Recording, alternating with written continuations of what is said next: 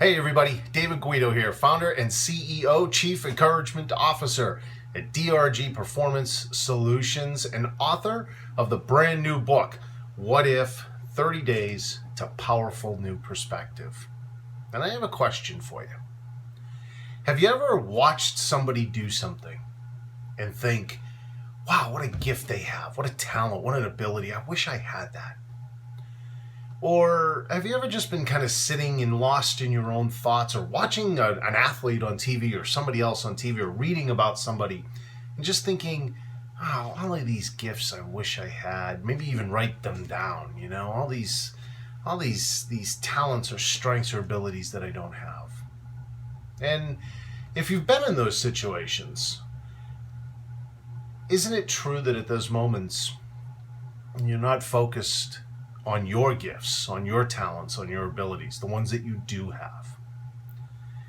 If you've been there, I'm here to tell you, so have I, me too.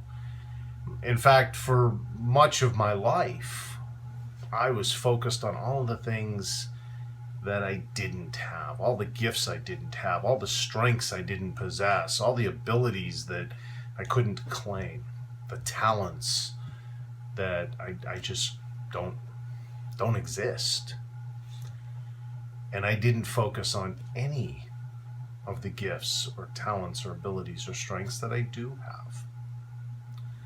But what I found, especially these last few years on this remarkable journey that I've been on that's led me to here and doing this, what I found is that I in fact do have great strengths and gifts and talents and abilities. And as I've worked with other people, I've come to believe that everybody does, including you. Yeah, you who's watching this right now. You have gifts and strengths and talents and abilities. And what I've also learned is that it's imperative for us to know what they are, to understand what they are, to tap into what they are. And that it's our responsibility to use them to the best of our abilities. And so this week, we're going to look at the 5 reasons why you absolutely need to be tapped in. Because there's 5 powerful reasons to be just in tune and lined up with your gifts, your talents, your strengths, your abilities. They're interchangeable words. For the purposes of this week's blog, for this video, for the written article that accompanies this video, gifts and talents and abilities, strengths, it's all one thing. It's a set. It's a unique gift set that you have, that I have, that we all have. And we need to tap into it. And so we're going to look at the 5 reasons why we need to tap into it. What's it going to do for us to tap in to those gifts and strengths and abilities and talents that we have? And then we're going to look at the 6 ways to determine what they are. There's 6 very powerful ways, strategies, moves you can make instantly to help you on that road so that you can uncover, discover, and be able to admit what your gifts, strengths, talents, and abilities are. And if you're sitting there sitting there right now saying, David, I don't have any. I'm this, I'm that. I've been told that I'm this. Nobody's ever acknowledged anything that I'm good at. I got nothing. No disrespect intended, but you're wrong. You are flat out wrong. Every single solitary person, every single solitary person has gifts, talents, and strengths and abilities. And we're going to tap into those. We're going to teach you how to tap into those right here and right now. So we're going to get started. We're actually going to do something a little bit different. I decided to go the visual route just to mix it up. And so the first one, I love doing this stuff. The first one, the first reason why that we want to tap in to our strengths, our gifts, our talents is for peace, is to have greater peace. When you are not doing the things you're good at, when it's suppressed, when it's unknown, when we're doing things in our daily lives, whether it's work or in our relationships or in our free time, our hobbies, whatever part of life that we are not utilizing our gifts and our strengths and our abilities, we're not at peace. We're frustrated. We're feeling like there's more. We're knowing deep inside there's more. We can't be at peace when those gifts and strengths and abilities and talents are out there, but we're not utilizing them. We're not in touch with them. We're denying them even. We can't have peace. So that's the first. The second reason why we want to absolutely be in touch with our gift set is for our happiness and our joy. Same kind of principle. I've never met anybody whose path is the complete opposite of where their strengths and gifts and talents and abilities are, who's got happiness, who's bringing the joy to other people. You know, if you're in a difficult relationship, there could be a million reasons why. But one of the things we would want to explore is, are we at a place where we're really utilizing and taking advantage of and making our lives the most they can be from our gift set, from our talents, our strengths, and our abilities? Because when we're not happy. And then we're not bringing the joy to other people. We can't possibly, when we know that there's something missing, that we have the ability to do, or that we have the talent or the gift to do, and we're not doing it, whether blatantly or because we just don't know what they are, what those gifts are, our happiness and our joy and the way we bring the joy to the people in our lives suffers. So that's number two. Number three is our purpose. When we're utilizing our gifts and our strengths and our abilities and our talents, they were given to us at birth. There were things that are innate to us. It's a unique gift set that I have. It's different than your gift set. It's different than everybody else's gift set out there, out that window right now. When you're using those gifts and those talents and those strengths and those abilities, you are in touch with your purpose. You are down the path of your purpose, what you're here for. And that leads directly to the next reason why we want to be in touch and we want to be utilizing our gifts and our strengths and our talents and our abilities. And it's for that personal fulfillment. Again, I've never met anybody who is completely fulfilled and not fulfilling their purpose. I was as unfulfilled and had as little fulfillment on my heart, in my soul, as anybody you'll ever meet when my purpose was here and I was over there.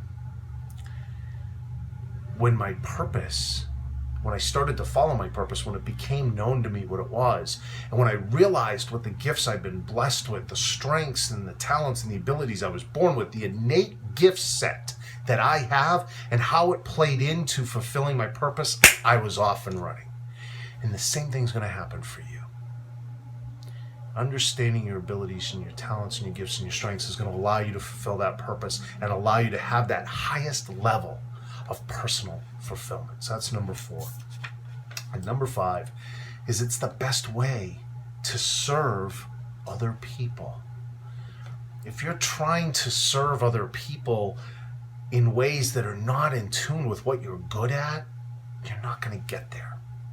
If you want to make the greatest impact and serve the greatest number of people in the most powerful, impactful way possible, you do it utilizing your gifts and your talents and your abilities and your strengths. And we've talked about this in previous blogs.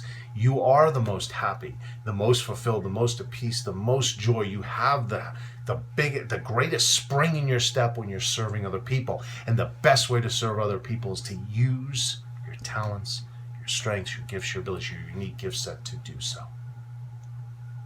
So those are the 5 ways. Those are the 5 reasons why we want to make sure that we know what our gifts are, our talents, strengths, and abilities, and why we need to embrace them, understand them, admit them, not deny them, and use them, incorporate them into our everyday life. For peace, number 1. For happiness and joy, number 2.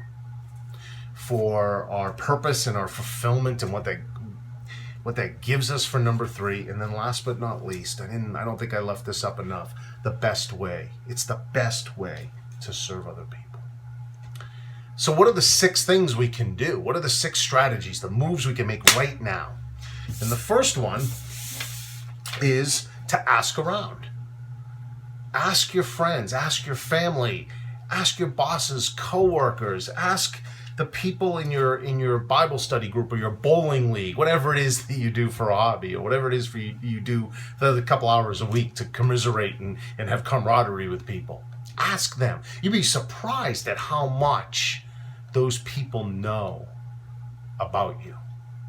And they'll tell you, hey, what do you think I'm good at? What do you think I'm talented at? Where do you think my gifts will lie? Where my gifts lie? They will tell you.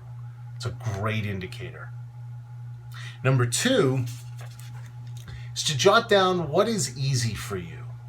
You know, it's easy for me to get up in front of a room full of people and speak. If I'm sitting in a room and there's 50 people and the speaker got ill and I had any idea what the subject was about, or if they would let me talk about anything I knew, they needed an immediate substitute, I'd hop right up, I'd be like, let's go, let's do it. I'm pumped, I'm ready. It's easy. One of the most difficult things for me to do in the world, one of the hardest things for me to do is to hammer a nail. Why is that? Because my gift set allows me to speak. My talent, my strength, my ability lies in my ability to speak. I have 0 ability with a hammer in my hand. 0. Okay? What is easy? What do I enjoy? What do I enjoy doing? I love doing this. I love this. I am so pumped. I don't know if it comes through. I hope it comes through. I'm so pumped and passionate and excited when I'm doing this, right? Nothing about fixing things, about cars. When people start conversations about mechanical things, I'm out. And not even intentionally or to be rude, I'm out because I don't have a clue what's going on. I know nothing because I don't enjoy it. It's not easy for me. Those 2 things kind of go hand in hand. So number 4 rather, how did I lose track of that so quickly? What do you talk about? What do you never shut up about, right? So again, I use me as an example, right? So I can talk all day about personal development. I can talk all day about helping people and behavior and growth and getting to the next level. I can talk all day about that, where people would tell me, shut up, right? Again, I get in that room of people and they start talking about air conditioners and how they work and cars and how to fix things, and I'm lost. I don't talk about that stuff. If you want to know where your gifts and your talents and your abilities and your strengths lie, what do you talk about all the time? Just like, what do you enjoy? You know, just like what's easy for you. Number 5, what did you love as a child? When I was a kid, I loved standing up and pretending I was giving speeches or pretending I was playing guitar in front of 20,000 raving fans. And I have no musical talent whatsoever. But for a living, I'm the center of attention when I speak. And it's not because it's about me. It's because I love being up there. And as the center of attention, I don't get accolades. I get to make other people feel good. See, what I loved about the idea when I was a kid of standing up in front of people and entertaining them wasn't so much that they would throw roses at my feet. It's that when I closed my eyes and pictured it, I saw the people smiling. I saw them happy. I saw them engaged and excited. Did I know those words as an 8-year-old? Of course not. But those were the emotions that I saw, that I pictured on the faces of the crowd. And that's what I get to do now. I get to make a difference. I get to make an impact. And yes, it's because I'm the one doing the talking, but it's not about me. It's about the impact on those people. What did you love as a child? What did you love doing? That's a great indicator of your gifts, your gift set, your strengths, your abilities, your talent. And last but not least, tying all 5 of those together is to reflect. Now, for some of you, That might be praying. For me, it's praying. I pray. I embrace my faith and I pray. That's how I reflect. I pray on all of these things. What have people told me? Number one, ask around. What have people told me about my gift set? And number two, what's easy for me? And number three, what do I enjoy doing? Where are my loves? What do I never shut up about? And what did I want to do as a child? So those five things, I'm in touch with those. And when I was discovering my talents and my gifts and my abilities, my unique gift set, I would reflect on those and I would pray. What did that mean for me? What did that mean for my purpose? What did that mean for where I should be going? What path should I walk? What journey should I take? If you're not a prayer person, what is your method? Is it to meditate? Is it to just simply write it out, journal it? You should journal it. You should journal the answers to all of these, no matter what. But after you journal it, do you meditate on it instead of pray? Do you just close your eyes and think it through, which is a form of meditation? Do you have a trusted friend or partner, spouse, maybe a family member that you can go to with all of this and say, what does this mean? Help me interpret this. Help guide me or lead me. An accountability partner, mentor, whatever it is for you, whatever reflect means to you, reflect. So we all are gifted. We're all talented. There's two notes that I want to make sure that we're clear about, though. And the first is, your gifts are never negative. For years and years and years, I had people, and they weren't necessarily trying to be mean. They may have even been well-intentioned, I don't know. But people would tell me, you'd be great at sales. You're just such a salesperson. Have you ever said that to anybody? That caused me to completely deny and bury the skill set that I had. That I have, the selling skill set, the gift to sell an idea or product. Sales is actually the greatest profession in the world. Nothing would exist without sales. Look around the room you're sitting in right now. Nothing would exist. The great Zig Ziglar made this incredible point, that nothing would exist if a sale hadn't been made first. Nothing. It's the greatest profession in the world. But for years, I buried that skill because it was presented in a negative way, a sarcastic way. So when somebody says to you, you ask a lot of questions, you have the gift of being inquisitive. You have the gift, the talent, the strength, the ability to be a learner. You're not a busybody. Don't let anybody tell you that. So gifts are never negative. Some people interpret them as negative, especially in our society today, which tends to be negative, but they're never negative. That's number one. Number two, of course, if you have a skill set you want to develop, absolutely. If you have a talent you want to develop, if you want to learn new stuff, absolutely. I'm all about that. If you stop learning, you stop growing and you start dying. So develop new skills. But before you do, first understand, admit, understand, learn, and embrace and utilize the gifts you were born with, the innate gifts and talents and strengths and abilities that you have. Utilize those first. By doing so, you create more peace for yourself, more happiness, more joy, that highest level of fulfillment that comes from discovering your purpose and using you're born with innate gifts, talents, strengths, and abilities to fulfill that purpose. And you serve and impact others in the greatest way possible. And the way that you get there, you first ask other people. They'll tell you what your gifts are. You tap into, what do I enjoy? What's easy for me? What do I love to talk about? And what did I love as a child? And why did I love it? And when you do those things and you discover your gifts and you admit them, you admit and you embrace and you get excited about that unique gift set, you're on your way to fulfilling your purpose and the peace and the happiness and the joy and the fulfillment, all that comes along with that, the ability to impact other people. It's part of the so good life. So thank you so much for watching. As always, please share this. I would be so humbled and grateful if we together can impact other people. So share this with others. Let's make a difference in as many people as possible. Thank you again for watching, for listening, for reading. And until the next time, go out there every single solitary day. Discover something new. Reach for your dreams. Go for it. So that when somebody says to you, hey, how's your life? How's it going today? You can look at them and go, me? My life today? It is so good.